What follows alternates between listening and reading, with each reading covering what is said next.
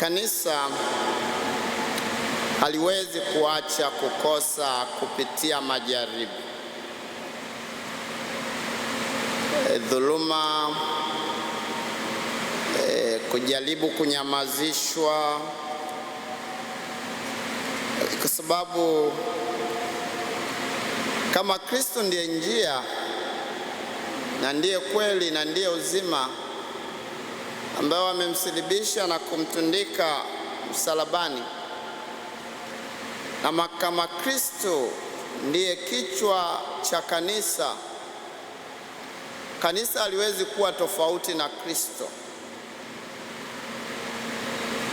katika kudai haki, katika kuomba amani, katika utetezi, katika kuhubiri, katika kutangaza ukweli wa Injili. Kanisa haliwezi kukosa vikwazo. Tumesikia habari ya Stefano na jinsi Sauli alivyolisingizia kanisa uongo, na Stefano akauawa shahidi. Lakini pamoja na yote hayo, bado kazi ya Mwenyezi Mungu iliendelea,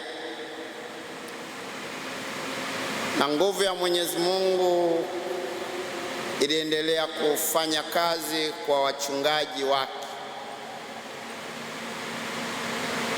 Hatuishi kwenye ulimwengu tofauti sasa.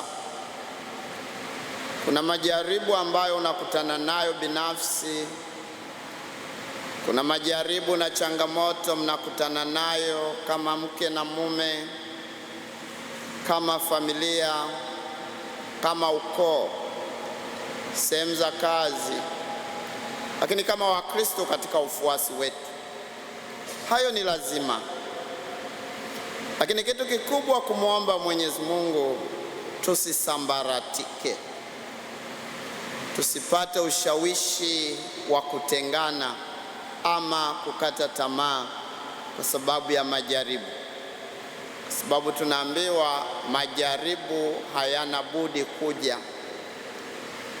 Hivyo tumuombe Mwenyezi Mungu kwa maombezi ya Mtakatifu Stefano shahidi, tuendelee kuwa imara katika imani, kuwa na matumaini katika majaribu, tukiri dhambi zetu ili tupate kustahilishwa kuadhimisha mafumbo matakatifu.